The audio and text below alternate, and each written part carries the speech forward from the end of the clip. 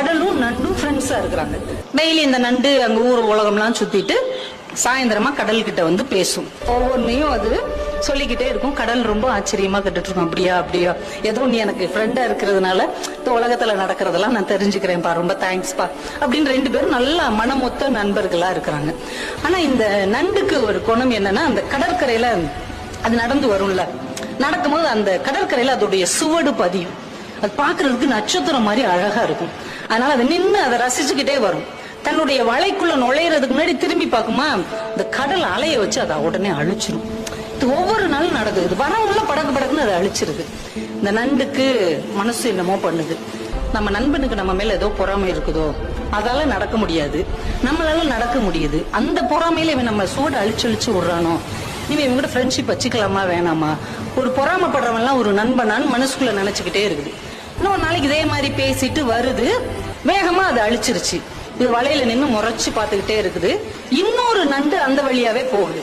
சரி, நம்ம சூடத்தான் இவன் அழிக்கிறான், அந்த எதிரியோடைய இன்னொரு நண்டோடைய சுவடை அழிக்கிறானான்னு பார்ப்போம். பார்த்துக்கிட்டே இருக்குது. அந்த நண்டோடைய சுவடை இதை அழிக்கவே இல்லை. அந்த நண்டு ஹாயா நடந்து அந்த பக்கம் இருக்கிற ஒரு வலைக்குள்ள போகுது. இதுக்கு செம்ம காண்டாயிருச்சு. உண்மையிலேயே இவன் நம்ம மேல மட்டும்தான் பொறாமப்படுறான் அப்படின்னு நினைச்சுக்கிட்டு இருக்கும் போதே அந்த வழியா ஒரு நரி வருது.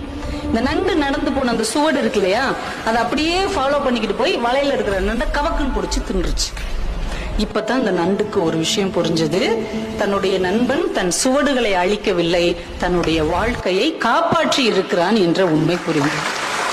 உடனே ஓடி வந்து மறுபடியும் அந்த கடற்கரையில் எழுதுச்சு, முன்பே காப்பான் அன்பே நட்புன்னு எழுதுச்சு. அதையும் அந்த கடல் படிச்சுட்டு உடனே அழிச்சிருச்சு. தன்னுடைய நட்பு கெட்டாலும் பரவாயில்லை, நண்பன் கெடக்கூடாது என்று யார் நினைக்கிறார்களோ அவர்கள் தான் உண்மையான நண்பர்கள். அப்போ உண்மையான நண்பர்கள் உங்களை சுற்றி இருக்கிறாங்களா அப்படின்னு பாருங்க. அப்படிப்பட்ட உண்மையான நண்பர்கள் உங்களுக்கு அமைந்தார்கள் என்றால் அவர்களை தக்க வைத்துக் கொள்ளுங்கள்.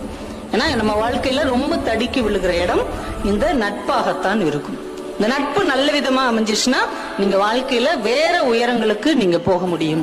அதே நட்பு கொஞ்சம் ஏறுக்கு மாறாக அமைந்து விட்டால் நம்ம எங்க போய் நிற்போம் அப்படிங்கறதே நமக்கு தெரியாது.